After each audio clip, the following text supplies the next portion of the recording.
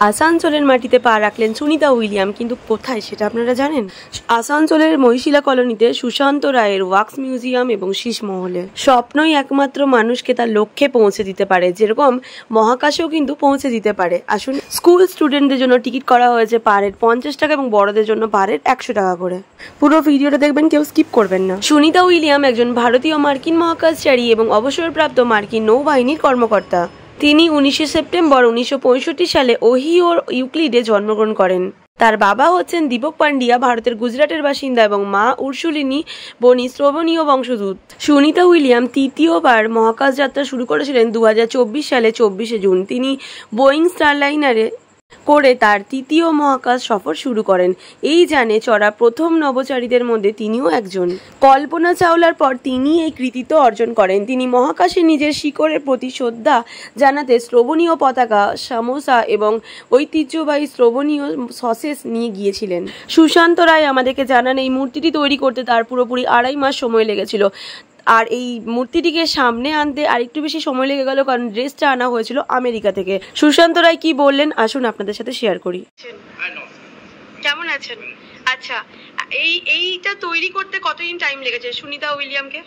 তৈরি করতে প্রায় 2.5 মাস লেগেছে, কেননা মানে 1.5 মাসে হয়ে গেছে। ড্রেসটাই আমেরিকা থেকে এসছে, ওই জন্য দেরি হয়েছে। আচ্ছা, ড্রেসটা এসছে আমেরিকা থেকে। আচ্ছা, আজকেই তো এটার ওপেনিং হয়েছে? আজকে ওপেনিং হয়েছে। কতদিন লেগেছে বললেন? 2.5 মাস লেগেছে। 2.5 মাস।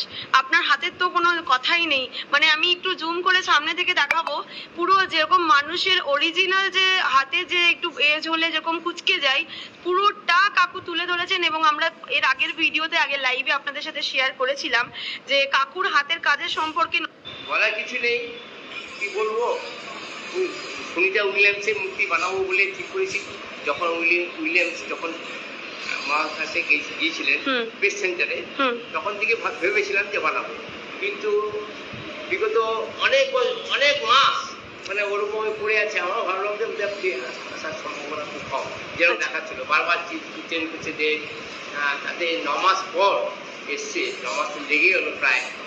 তো 9 মাসের পরে যখন এসছে, তখন চিন্তা করলাম যে আমাদের ভারতীয় বংশ, সেই জন্য আমি ওই হিসাবে আমি ওনাকে মূর্তি বানালাম। এরকম যেমন আমাদের বিপিন রাওয়াতে বানালাম, অনেকে যারা ভারতবর্ষে যারা খুব সুনাম করছেন এবং আমাদের ভারতবর্ষকে গর্বিত করছে, তাদের মূর্তি আমি বানাই।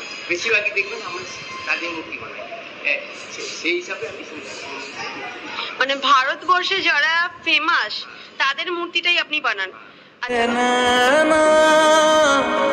बिछड़ के आज रो दिए हैं नैना, बिछड़ के आज रो दिए हैं। সকলেই সুস্থ থাকবেন, ভালো থাকবেন। আপনাদের সকলের সাথে দেখা হচ্ছে নেক্সট ভিডিওতে।